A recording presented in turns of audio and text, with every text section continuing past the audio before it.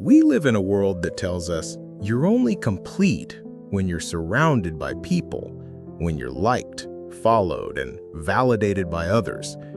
But here's the truth nobody talks about. Some of your greatest healing will happen when you're alone. Not lonely, alone. There's a difference. Loneliness is the absence of people. Being alone is the presence of yourself. And when life strips away the noise, the drama, and the constant distractions, you're left with one of the most important relationships you will ever have, the relationship with you. It's in that space that you truly meet yourself. It's in that stillness that you start to hear the voice that's been drowned out for years. Sometimes, the people you thought would stand beside you for a lifetime will suddenly walk away. No explanation, no warning, and you'll find yourself staring at the ceiling late at night, replaying every conversation in your head, wondering what you did wrong, wondering if you weren't enough. You'll pick apart your own worth, trying to find the one moment that could have changed everything. But here's the truth. Their absence was never the end of you. It was the beginning of you. It was the doorway to a new chapter you didn't know you needed. When you're stripped of the noise, the distractions, and the constant need to show up for everyone else, you're left with something we rarely give ourselves: the space to truly feel.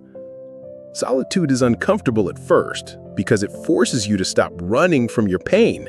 It's no longer buried under social plans, endless scrolling, or fake smiles. It's there, right in front of you. And in that stillness, you begin to process the heartbreak instead of ignoring it. You allow yourself to grieve the disappointment instead of pretending it didn't hurt. You finally acknowledge the betrayal instead of making excuses for the people who caused it. Over time, something shifts. You start to understand that peace is not handed to you.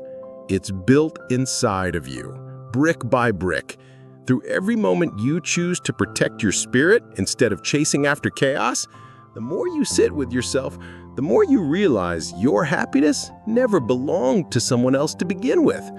It's not found in their approval. It's not defined by their attention. It's not secured by their presence. It's in you. And the way you speak to yourself when no one's around, and the way you honor your boundaries even when others don't like them, and the way you choose to keep standing even when your heart feels heavy.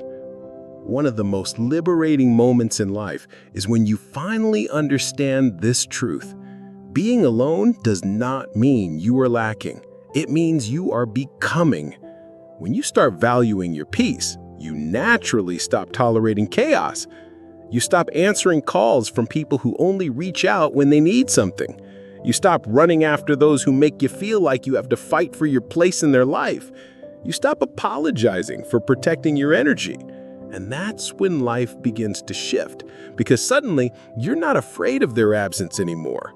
You're afraid of losing yourself by letting the wrong people stay. In solitude, your vision becomes sharper. You notice how much lighter your soul feels when you're not surrounded by constant drama. You notice how quiet the world becomes when you stop letting toxic voices echo in your mind.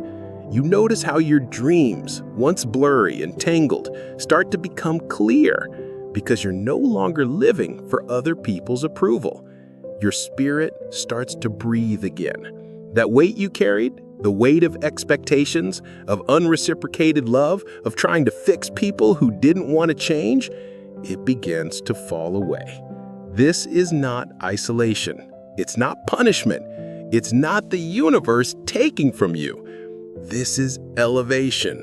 This is a refining season. It's where you learn to walk without needing a crowd. It's where you realize that you don't need constant company to feel alive. Because the moment you start choosing yourself, truly choosing yourself, the wrong people will fall away and the right ones will come in without you having to beg. And you'll look back and realize that being alone wasn't a season of emptiness. It was the season where you finally became whole. One day, you'll look back on this season not with bitterness, not with regret, but with gratitude. You'll realize it was the turning point, the moment you stopped waiting for a seat at someone else's table and built your own. The moment you stopped begging to be chosen and finally chose yourself. The moment you stopped looking for home in other people and became your own safe place. You'll remember the nights you cried alone, the mornings you woke up heavy, the days you felt like you had nothing left. And you'll smile because those moments shaped you. They taught you to stand on your own 2 feet. They taught you that you can be whole without being surrounded. They taught you that peace is not something the world gives. It's something the world can't take when it's rooted inside you. So don't fear this season of solitude. Don't rush out of it. Embrace it. Because sometimes God has to clear the room so you can finally hear His voice without the noise of the crowd. Sometimes He removes the people who drain you so He can send the ones who will pour into you. Sometimes He allows emptiness so He can fill you with something greater than you could have ever imagined. And when you find that peace, that unshakable, soul-deep peace, you will guard it like treasure. You will protect it with boundaries. You will never again trade it for company that cost you your soul, attention that cost you your self-respect, or love that cost you your dignity. Because you'll know the truth. Your peace is not a luxury. It's your power. If this message speaks to your heart, type it boldly in the comments and declare it over your life. My peace is my power. Let today be the day you take your peace back and never hand it over again. Speak it with confidence. Believe it with everything in you. Protect it like the treasure it is.